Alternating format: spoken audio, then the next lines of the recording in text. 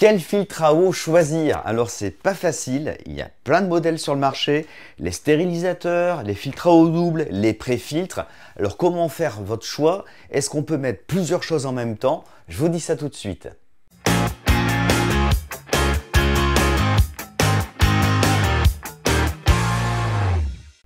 Alors pour que cette vidéo soit constructive, je vais découper ça par étapes. Donc pour savoir un petit peu par quoi commencer et pourquoi on a la possibilité de mettre plusieurs cartouches ensemble. Donc je vais d'abord commencer dans un premier temps par la préfiltration. Ensuite, je vous parlerai de la filtration des sédiments. Ensuite, je vous parlerai de la filtration par charbon actif.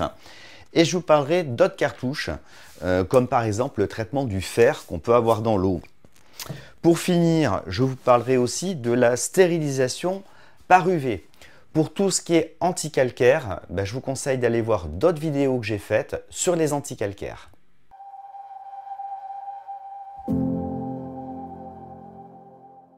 La préfiltration, c'est le premier filtre que vous allez placer chez vous. Alors pourquoi? Déjà parce qu'on a des saletés quand même qui proviennent du réseau.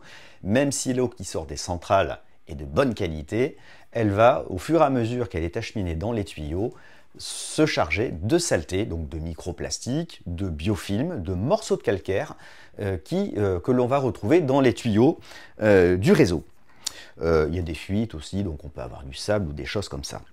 Donc techniquement, c'est un premier filtre qui va protéger l'ensemble des appareils de votre logement. Alors il va filtrer une première étape en haut à 90 microns, ensuite il va le filtrer à 40 microns.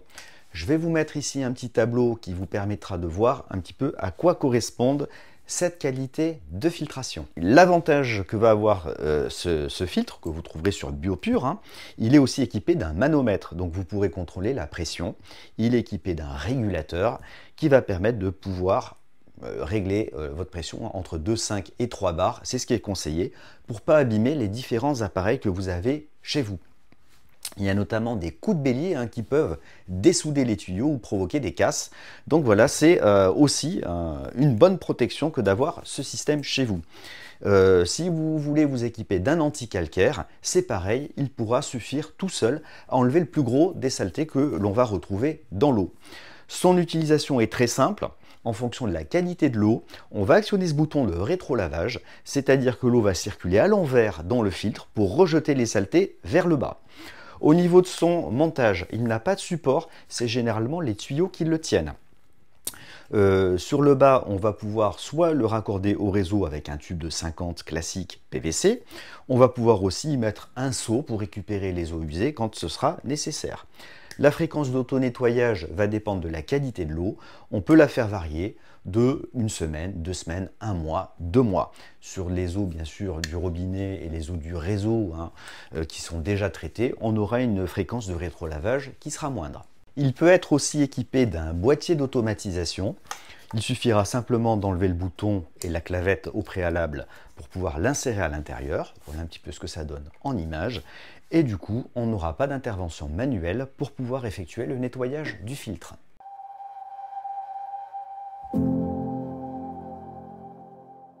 Après le pré-filtre que vous aurez installé sur votre forage, eau de source ou même sur votre eau de ville. Vous voulez filtrer encore plus finement pour avoir une eau d'encore meilleure qualité, on va filtrer les sédiments.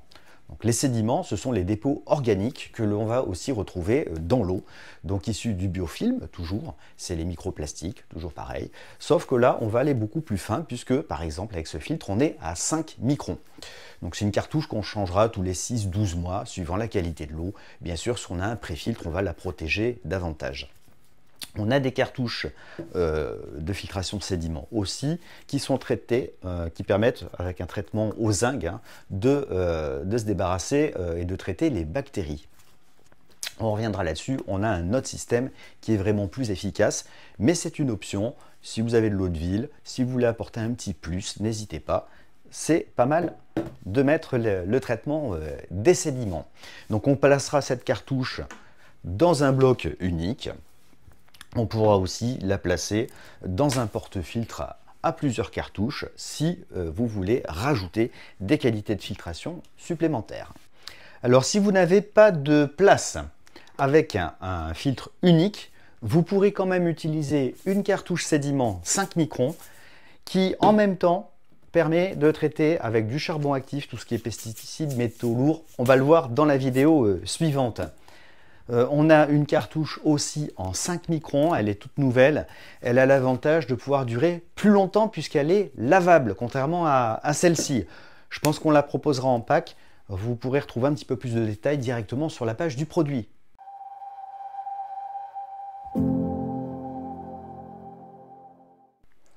Alors, deuxième étape très importante pour la filtration, le charbon actif. Alors, le charbon actif, son rôle est de retirer de l'eau tous les polluants qui sont dissous. Je parle bien de polluants dissous, donc là on est de l'ordre de l'infiniment petit. Ce ne sont pas des matières que l'on va pouvoir retenir physiquement par des matières poreuses comme ces fameux filtres sédiments. Donc ce charbon actif, c'est quoi ? C'est pas le charbon de votre barbecue, hein. C'est un charbon qui est produit d'une façon industrielle. On aura fait éclater, un peu comme du pop-corn, des morceaux de bois qui ont été chauffés préalablement à forte température, ou on le fait aussi avec de la vapeur d'eau. Donc ce charbon actif, pour vous donner une idée, 3 grammes de charbon actif, si on devait l'étaler à plat, c'est l'équivalent d'un terrain de football. Cette porosité du charbon actif a des propriétés d'adsorption, c'est-à-dire que ce charbon va aller capter et retenir tous ces produits chimiques, tous ces polluants que l'on peut retrouver dans l'eau. Donc aussi bien le chlore, ça va permettre d'en enlever l'odeur, mais aussi les pesticides, les métaux lourds, les nitrates. Il faut savoir que pour le chlordécone, pour toutes les îles qui ont été polluées avec des pesticides, c'est le charbon actif qui est principalement utilisé partout pour pouvoir éliminer les polluants de l'eau. On peut rajouter des cartouches les unes aux autres pour pouvoir amplifier la qualité de filtration. Donc on pourra ajouter 2 cartouches en bloc. On va pouvoir aussi ajouter des cartouches, alors c'est pas celle-ci, on a des cartouches charbon actif, voilà, en granulé. C'est complémentaire, c'est pareil, ça va permettre, on la met souvent en troisième étape, hein, le granulé de charbon actif, hein. Donc là c'est pareil, on va encore enlever les odeurs, le goût, etc. Ça va encore améliorer. Donc pour des gens qui utilisent des eaux de forage, des eaux pluviales, après des tests de l'eau en laboratoire, on peut ajouter des cartouches pour continuer d'améliorer jusqu'à arriver à avoir une eau parfaitement potable. On a aussi du charbon actif que vous retrouverez sur le site qui est traité avec des KDF. Donc ça, ce sont des sels d'argent. C'est toujours pareil. C'est une qualité qui va être optimisée aussi bien au niveau de la durée que le côté antibactériologique de l'eau avec les KDF. À la base, on propose le filtre à eau double sur le site et on propose vraiment les cartouches de base, sédiment 5 microns et charbon actif 10 microns. C'est déjà avec ce système-là qu'on va, dans la majorité des cas, obtenir une eau déjà de très très bonne qualité. Alors attention, quand je dis eau de très très bonne qualité, on n'aura pas ici l'équivalent d'un purificateur d'eau. Il y a d'autres vidéos sur les purificateurs d'eau, je vous conseille d'aller y jeter un œil. La différence, elle est simple, c'est qu'ici on va traiter l'eau de toute la maison et en améliorer grandement la qualité. Mais si vous voulez une eau vraiment parfaite et sans aucun résidu, il faudra aller vers des purificateurs d'eau qui filtrent à 0,01 micron avec du charbon actif de bien meilleure qualité. C'est l'équivalent d'une centaine de filtres de ce type-là. L'inconvénient bien sûr des purificateurs d'eau, c'est qu'on n'a pas du tout le même débit d'eau et ça ne peut traiter qu'un seul robinet.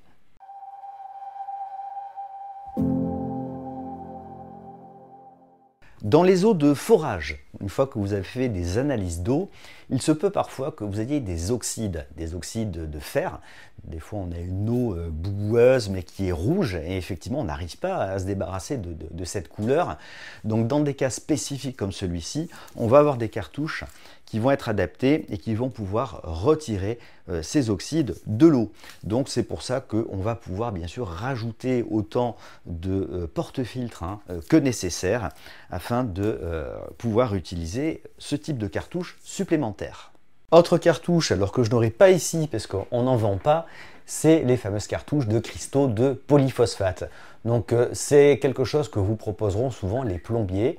Les plombiers ont l'habitude de travailler avec des adoucisseurs à sel classiques. Ils ont aussi l'habitude de travailler avec ces cartouches de polyphosphate. Il faut savoir que les organismes de santé ont alerté et de nouveau baissé les taux admissibles de polyphosphate, puisque c'est un produit que l'on retrouve aussi dans la nourriture et dans les aliments. Donc on peut facilement dépasser ce taux. Ça peut poser des soucis d'hyperactivité chez les enfants et autres. C'est un produit qui est interdit en bio. Donc attention aux fameuses cartouches de cristaux de polyphosphate. On ne les vendra en tout cas jamais sur le site internet Biopure Habitat.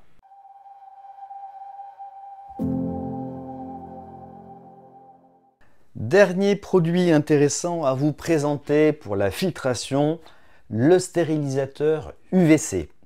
Alors vous retrouverez bien sûr une page produit avec pas mal d'explications sur les UVC. Donc la principale fonction de ce système est de tuer les bactéries. Donc ça va les stériliser, ça va empêcher qu'elles ne se reproduisent. Donc pour ceux qui ont des forages ou qui font de la récupération d'eau pluviale, on sait qu'il y a des Escherichia coli, c'est malheureusement des bactéries qui se reproduisent souvent quand il y a des élevages, des fosses septiques, des choses comme ça. Malheureusement, il y en a de plus en plus dans l'eau. Quand l'eau ruisselle des toitures, il y a des crottes d'oiseaux, il y a tout un tas de saletés dans lesquelles il y a beaucoup de bactéries. Donc il est important de les tuer. Ça peut poser des problèmes de santé graves. On peut finir à l'hôpital s'il y a des bactéries dans l'eau. Donc l'eau courante, l'eau du robinet, on met du chlore. Par contre les eaux de forage, si on veut éviter de mettre du chlore et qu'on veut traiter ces bactéries, il y a cette solution-ci. C'est plus simple que le chlore entre parenthèses. Donc comment ça se présente? On a ici ce qu'on appelle un réacteur. Donc ce réacteur, c'est un tube inox en fait, sur lesquels on va pouvoir fixer des connexions classiques, 20-27 3/4 ou 1 pouce en fonction de la quantité d'eau qu'il faudra traiter. C'est un tube qui est creux, à l'intérieur duquel on va glisser un quartz. Donc il y a des vis simplement qui vont permettre de faire l'étanchéité entre le quartz et ce tube. Alors le quartz, c'est quoi? Ce n'est pas du verre, ça peut s'y apparenter, c'est aussi un minéral qui est créé en chauffant du sable et différents matériaux de silice, etc. Donc c'est comme du verre, comme du cristal, c'est beaucoup plus transparent, c'est assez rigide, donc ça a des propriétés qui sont vraiment adéquates à bien laisser passer la lumière et les UVC. Donc on va glisser ce tube à l'intérieur, on va faire l'étanchéité donc et on va avoir l'eau qui va passer autour de ce tube dans cette chambre réactive. Le tube UVC, lui, c'est un peu comme un tube néon. Donc voilà, là je vais en avoir un, donc qui est protégé.